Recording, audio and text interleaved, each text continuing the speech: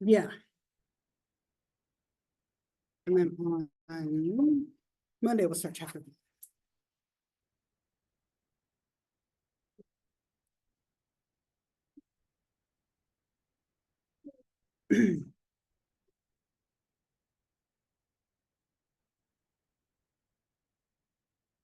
All right, good morning. Happy September. I always want September to be different. Like, I want it to be cooler. It's supposed to be so hot this week. I don't know if any of you were looking at that, but like Friday is 109 in Simi, like 109. Like, I don't even want to go outside in that.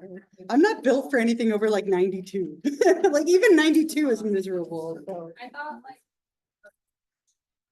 I know. like Yeah. even today, and I'm like hearing that it's gonna be like. I know. Nice. My three daughters, like, they left to school this morning. They all had sweatshirts. I'm like, you're not gonna need that today. And they're like, well, it's cold in the rooms. Like, sometimes the rooms are cold. But yeah, this week is so miserable, like starting tomorrow.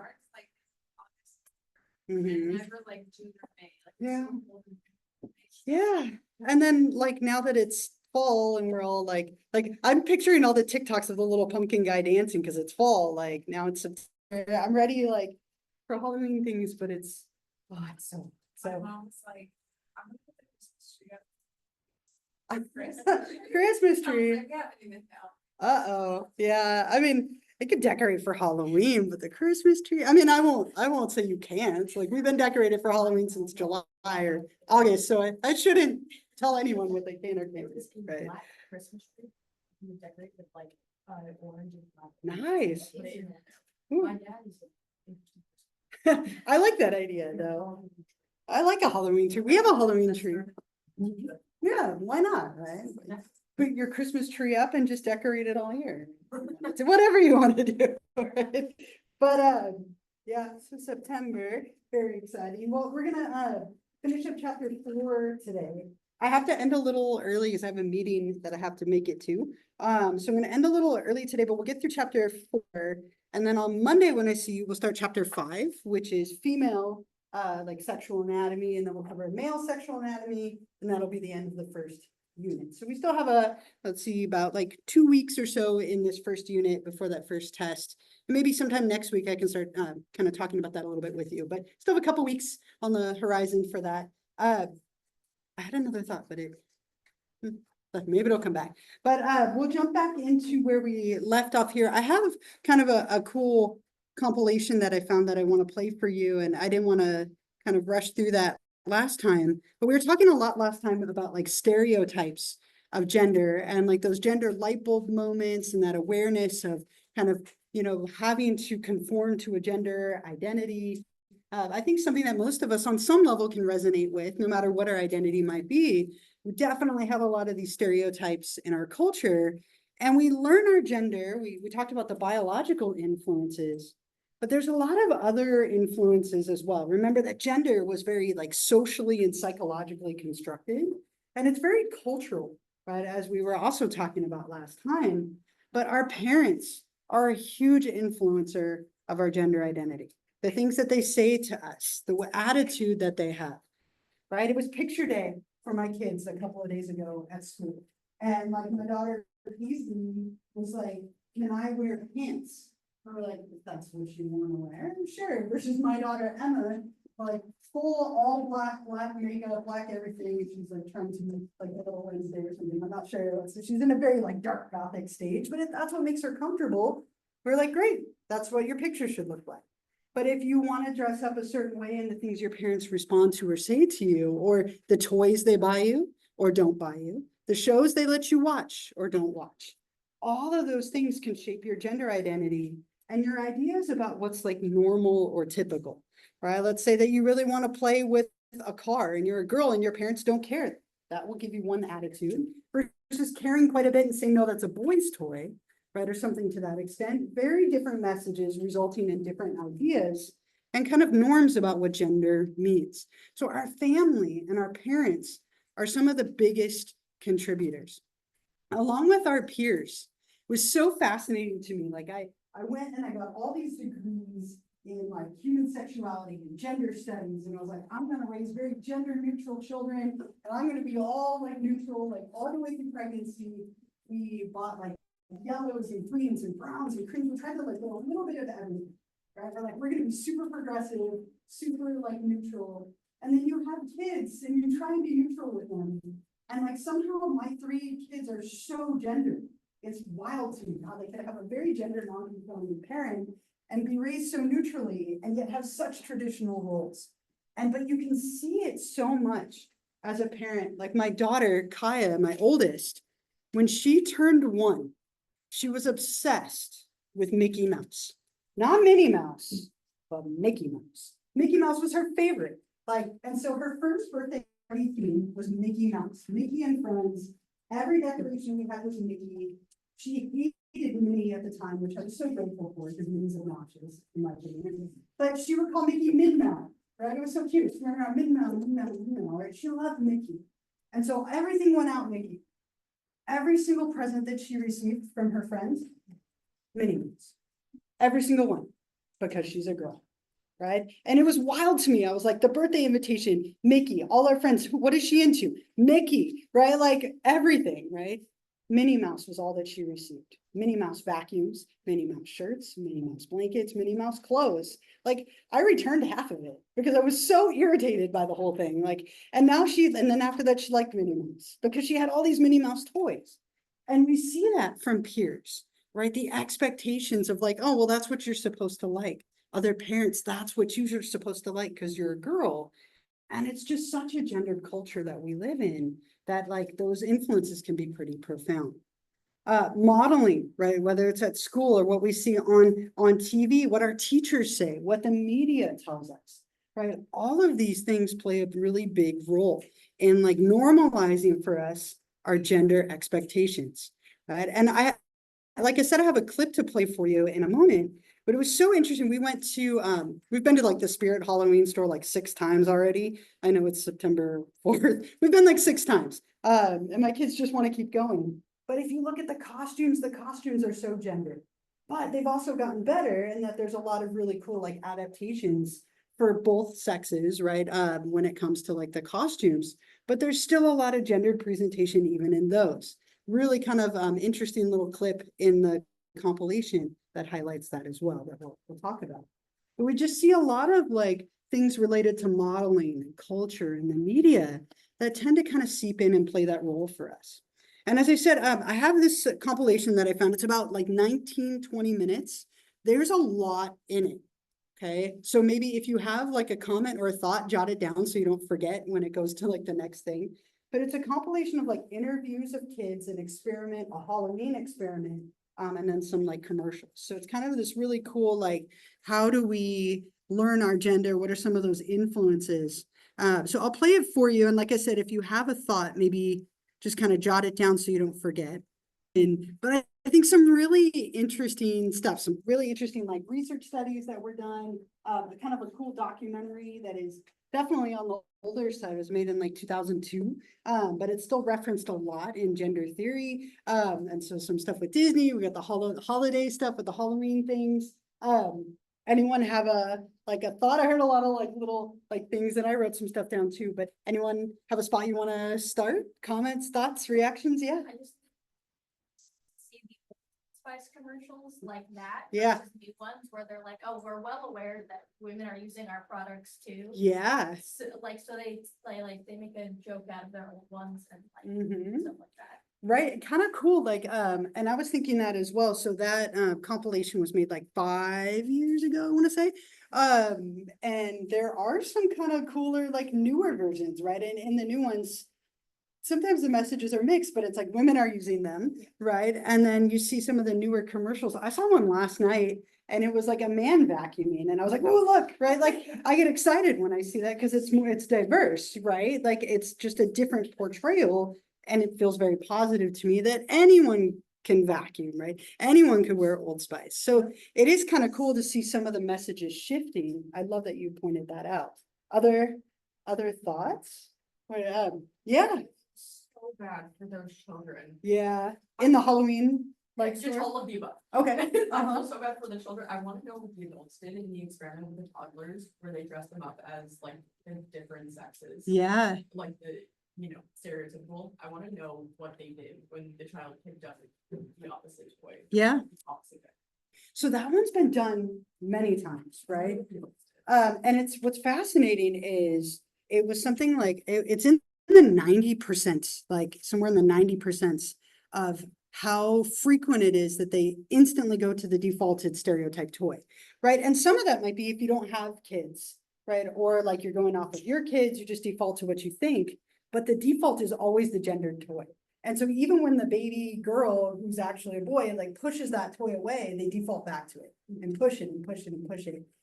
And consistently doing so, right? And so it's a really interesting like study that's been done because little kids, oftentimes when they're very little, like especially if they don't have hair, like my daughter was bald till she was 2, right? Like you couldn't tell, like the clothes that she was wearing dictated what people said.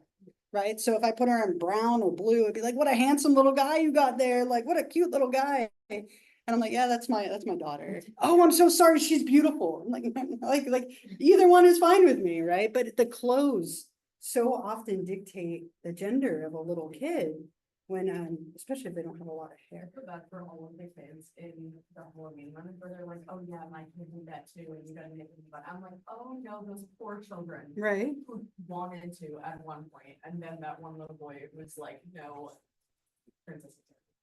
Right. Because again, what's the instant assumption? A little boy wears a dress, right? That he's going to be gay, right? And maybe not, right? And as I said, I feel like the costumes have gotten a little more progressive. A lot of them are just awful, period, right? Like my daughter wants to be like a crazy killer clown, and they're all so overly sexualized. I'm like, you're 12, I don't want you wearing that, right? But like, I don't mind you being the killer clown, but does it have to be like a total like prostitute killer clown? Like, why do we have to go that route? They're so overly sexualized, but they have gotten a little better with their like gender fluidity, at least a little bit. Yeah.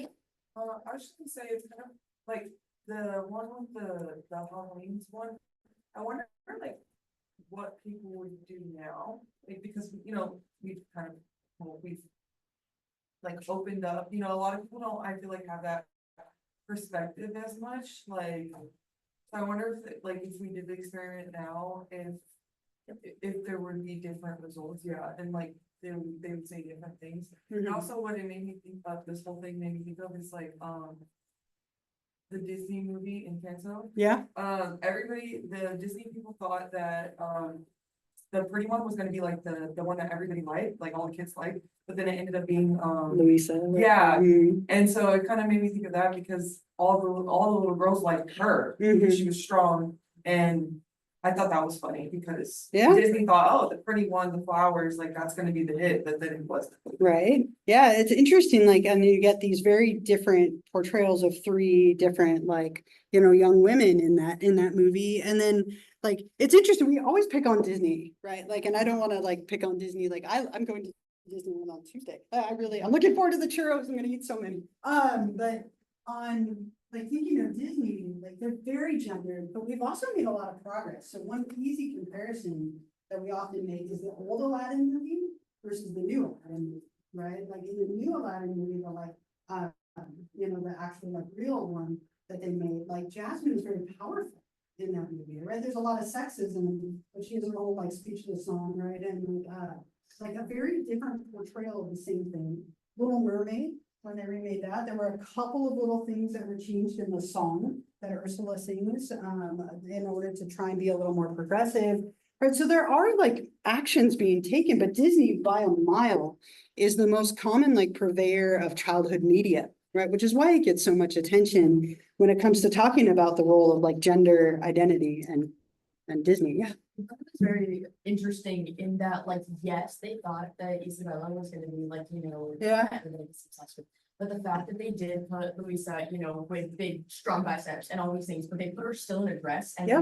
Didn't masculinize her with what she wore and everything, and kept her feminine personality and everything. Yeah.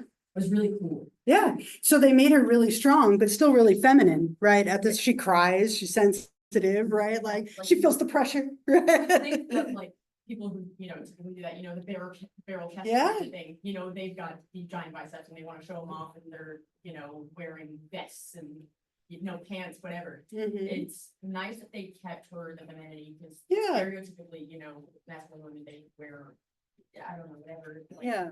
the vest and pants and whatever. Mhm. I like that they kept her dress. Yeah, right, some cool steps, again, efforts to make things a little more like fluid. Did I see, I thought I saw a hand. I sometimes dream, so, right, was there any other thoughts? Yeah.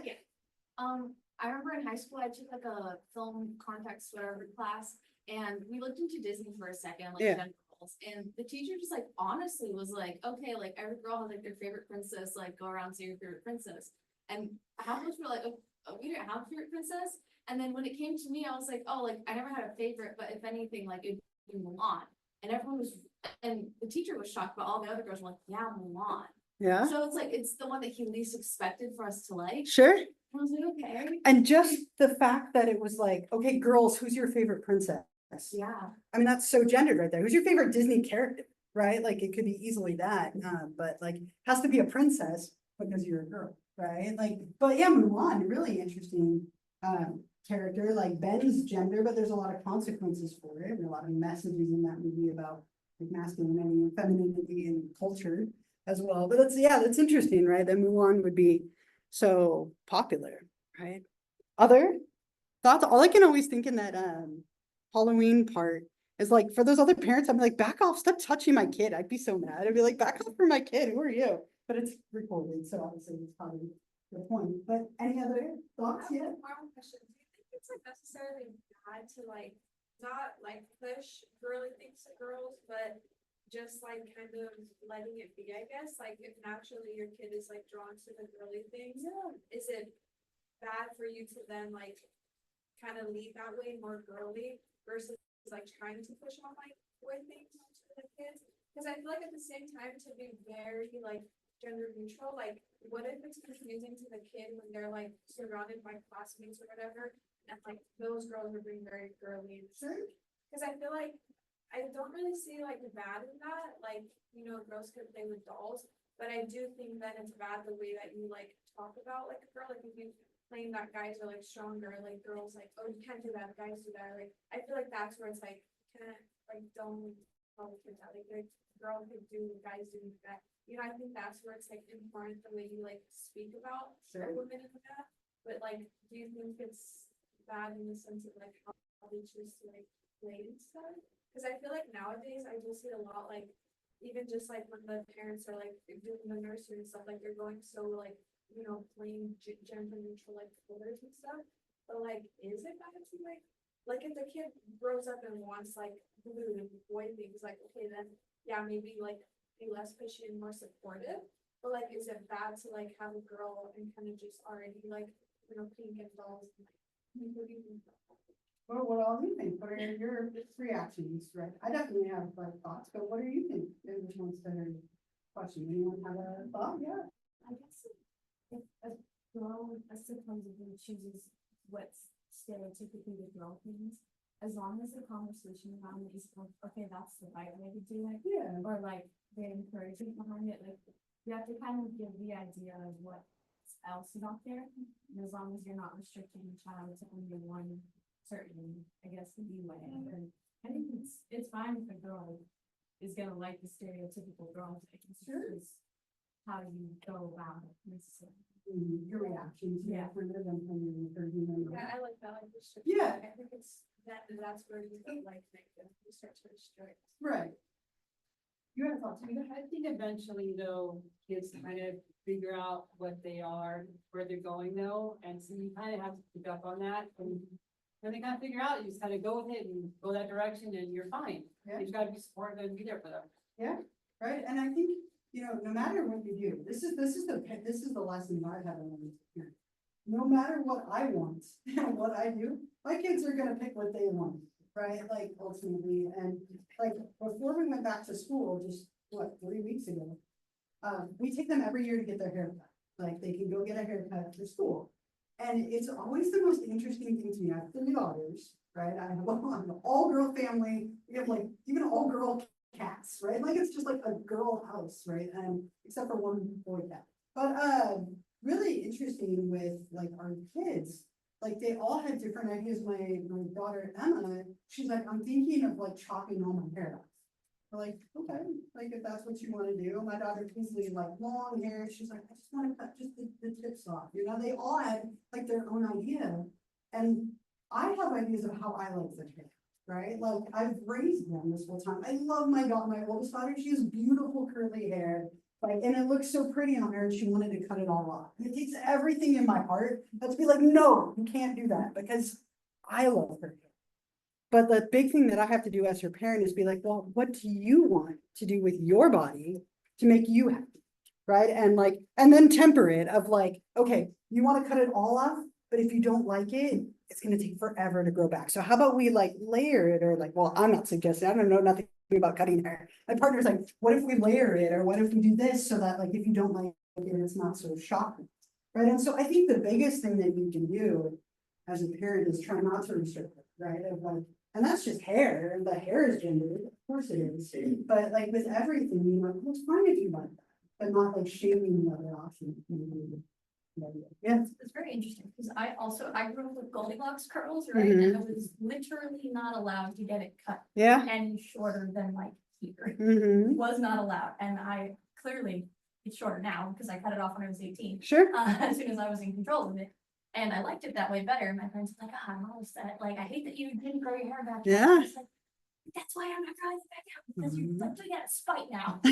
Right. The second you're old enough, it's like, I'm going to do what I want to do. Right. But they didn't push most of those genders beforehand, except for with my hair. That was Yeah. the only thing they did it with. And I think that's kind of interesting.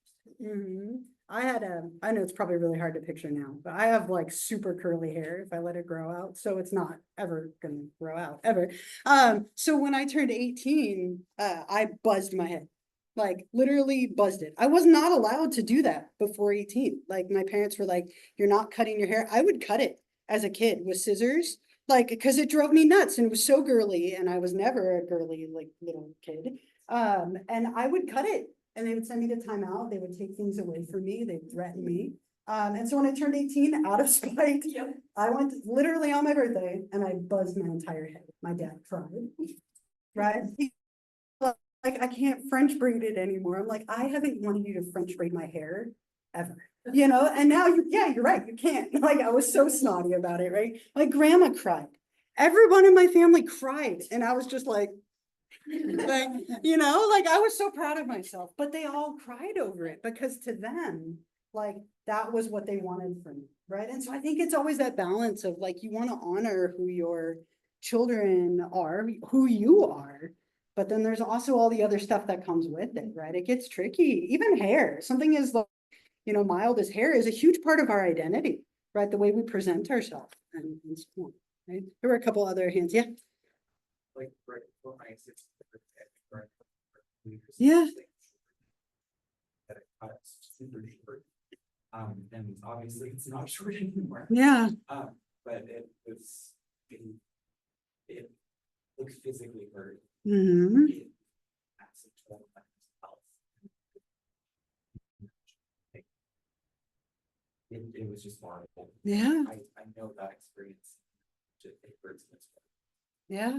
And we talk about like toys and clothes, but something like your hair, whether you wear makeup or not, like those things that your parents do or don't do or say or don't say, I mean, they shape the way we feel, right? Like the way that you feel about yourself, not just your gender, but like your mental health as well. Like they're very interconnected. And I think, like back to your question, I think that's where, you know, like you have to be careful in the reactions you have to people. You don't want to shame them for liking what they like, whatever it is, right? There's nothing wrong with girls liking girl stuff, like traditional girl stuff, or boys liking more masculine stuff. It's just the like, this is all you can like because that's who you are, or like how I perceive you to be, where we start to get ourselves into a little bit of trouble, right? But it's still a thing, right? There's a lot of progress. But again, just riddled with these stereotypes. And I know that was a really long like video, but I love all the little examples in there. And I think it would be interesting to look at how some of them, like the Old Spice ones, is a great example of how it's changed too, right, over time. And just so we don't run out of time, I want to put this up as well. Like, so we talked about like terms for gender, and I just wanted to kind of define a few of them and put some of them up here. Now, there are so many, right? There are a million terms for gender identities, but we often talk about what's called the gender binary, right? And just as a side note, so the binary is two, right? So male, female. That's the traditional gender binary. Now, male and female refer to sex. So there's a problem there, right? We're talking about masculine, feminine. And so we tend to now refer to gender as more of a spectrum.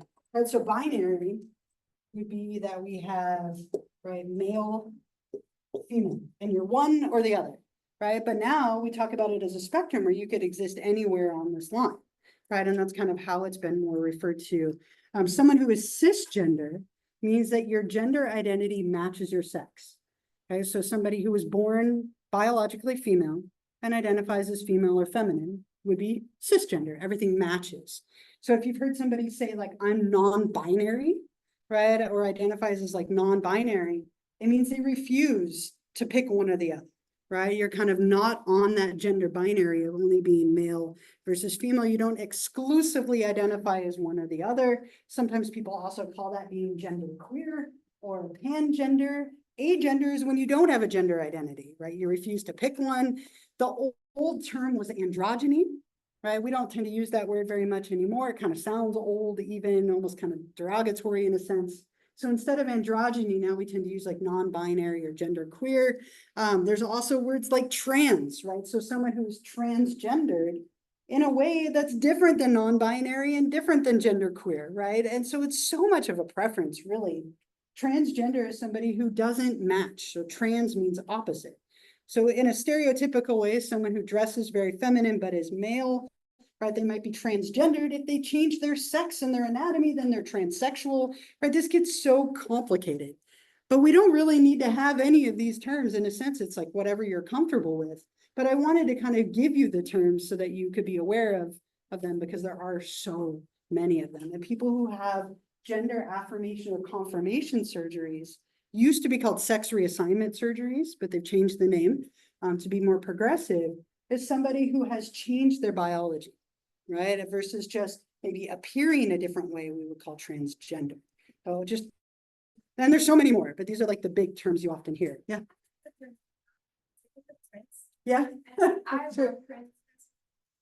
Also growing up, androgyny wasn't a bad thing. Mhm.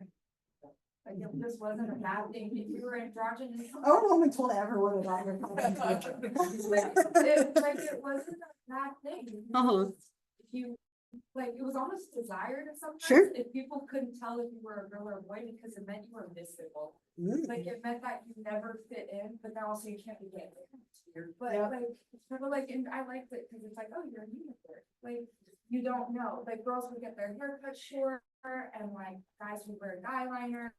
Like it was just like, even when I was young, so like 2010, 2013, like it was just a very like, nobody should know what you were. Like, that's kind of how it worked. It was weird. Interesting, But- right?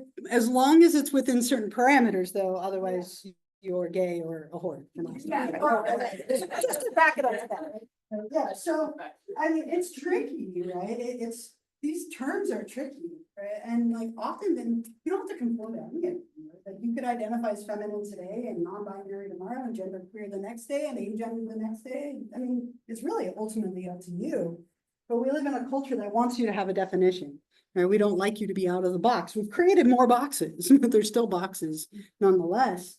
But just a lot of different terms to put up here. And like, I never even know how I identify. Like I refuse to pick a term, right? And a lot of people are that way. So, you know, again, just kind of giving you some of those common terminologies so that you have them. And I do think that we have, as a culture, like quite a bit of more like gender fluidity. So maybe I have this here, movies featuring it. Some of these are old, some of them are bad, some of them are good, kind of a wide variety. I think probably the most authentic representation up here is Trans America versus more entertainment wise, but perfect for the time of year. There's just so many like movies and TV shows. I just put movies up here kind of featuring these topics. But really cool clip that I want to end with, just like on a gender fluidity like note.